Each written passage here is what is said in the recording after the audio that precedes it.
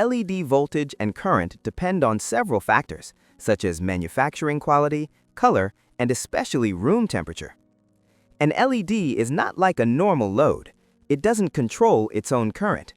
Once the voltage crosses a certain point, even a small increase can cause a large increase in current, and that's what destroys LEDs.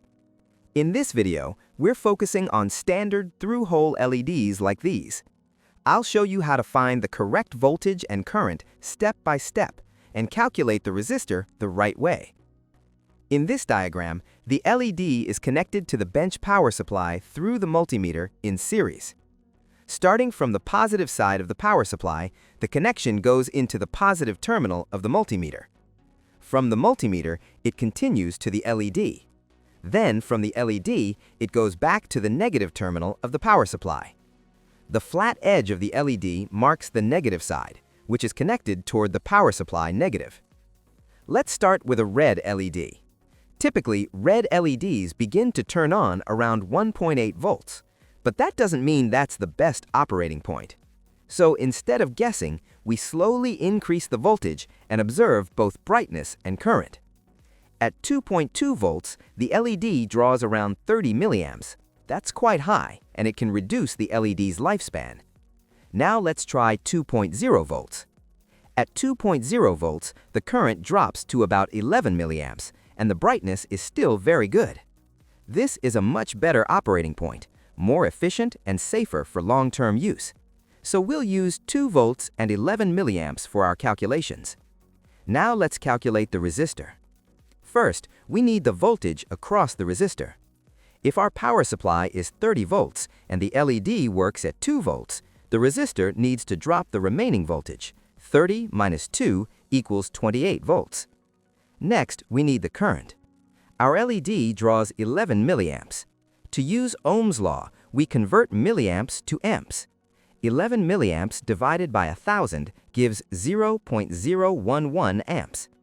Now we apply Ohm's law. Resistance equals voltage divided by current.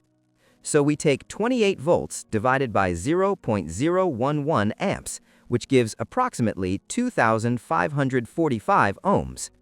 Since resistors come in standard values, we choose the nearest value, 2.7 kiloohms. This resistor sets the current and voltage correctly and allows the LED to operate safely. In this circuit, the resistor controls the current through the LED. The power supply provides 30 volts, but the LED operates at 2 volts. The resistor drops the remaining voltage, 28 volts, across itself, which reduces the voltage applied to the LED. This limits the current to the desired 11 milliamps. The resistor converts the excess electrical energy into heat, allowing the LED to operate at the correct voltage and current.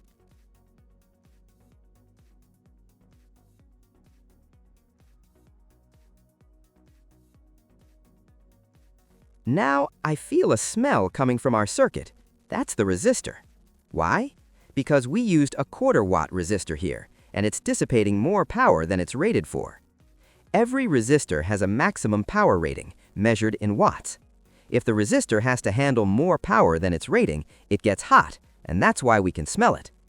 In our circuit, the resistor is dropping 28 volts at 11 milliamps. That's about 0.308 watts of power. A 1/4 watt resistor can only handle 0.25 watts, so it's overloaded. The solution is simple. We replace the 1/4 watt resistor with a 1/2 watt resistor.